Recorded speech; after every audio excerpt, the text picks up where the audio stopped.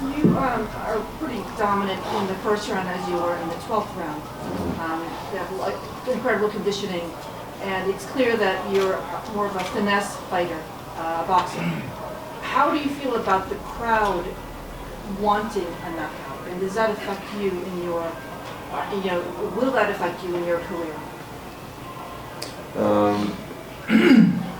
Для тебя, важно то, что болельщики ждут нокаут, и как-то это на тебя влияет.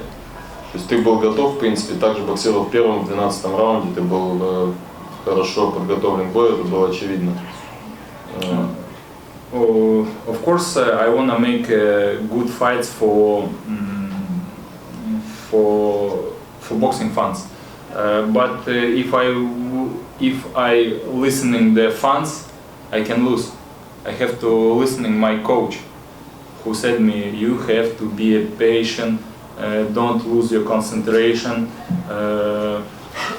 and you have to box like you can, and you have to keep your belt to get a big chance for bigger fight.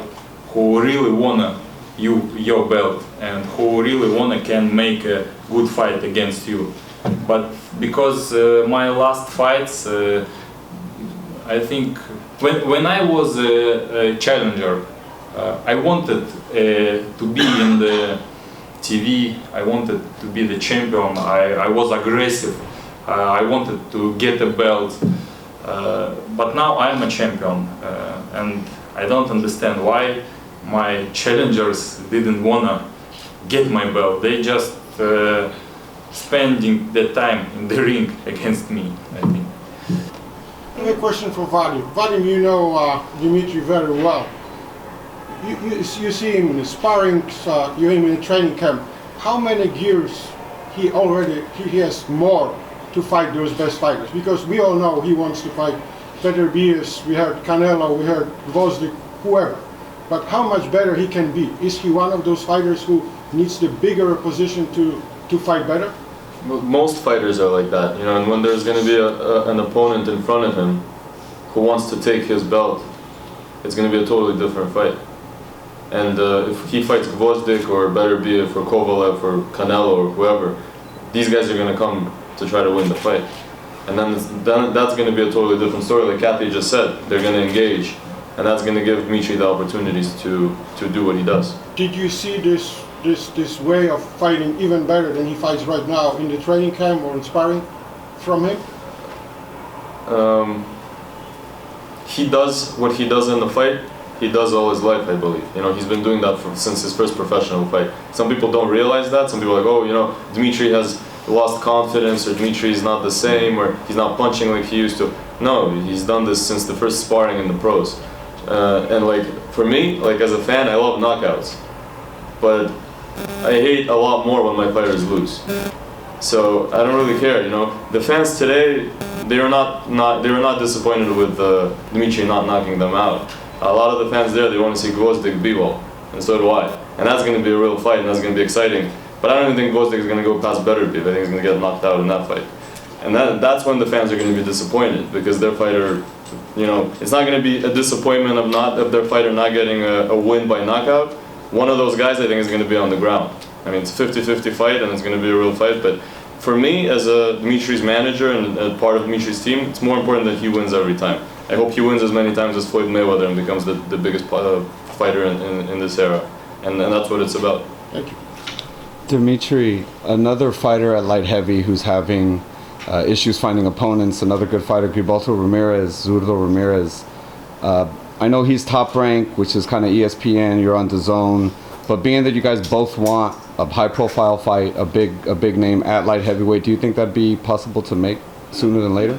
I hope it could be made, and I think it will be a better fight for me. And because he was a champion in super middleweight, and I understand he wanna be the champion again in light heavyweight, and he will try to do everything for victory.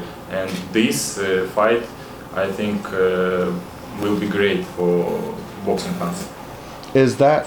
I mean, I feel like he's probably the biggest name in the division who's not tied up right now, Kovalev has a fight in November. Gvozdyk and Beterbiev are fighting next week. I mean, is there another name that you feel that maybe is above his? If he wanna fight for my, I just say, if he wanna fight for my belt, I will be glad to give him a chance to fight for my belt. For my next fight in when we can? February. We asked for him for yeah, this why fight. not? Why not? He was in training camp. We asked to fight Ramirez for this fight. He said in an interview he wants to fight Bivol. We asked Eric Botcher, the matchmaker, said we'll fight Gilberto Ramirez this fight. Not as many fighters as you think want to fight whoever. It's actually not true. Castillo didn't have fights for a long time after Marcus Brown with anybody, not because Castillo didn't want it. It's because most people don't want to fight Castillo. Most people don't want to fight Shalemba. One guy, Marcus Brown, wanted to fight Pascal, got knocked out. He had the opportunity to fight Dmitry Bivol for a couple $1 million right there, you know. And a lot of these guys, they don't really want to fight anybody. It just seems like they want to fight anybody. Gilberto Ramirez, we know him really well. You know, he's champion. You know? I know him. He's a good guy. We know each other. We spar each other, and I respect him like a person. He's a good person. Like a boxer, I respect him.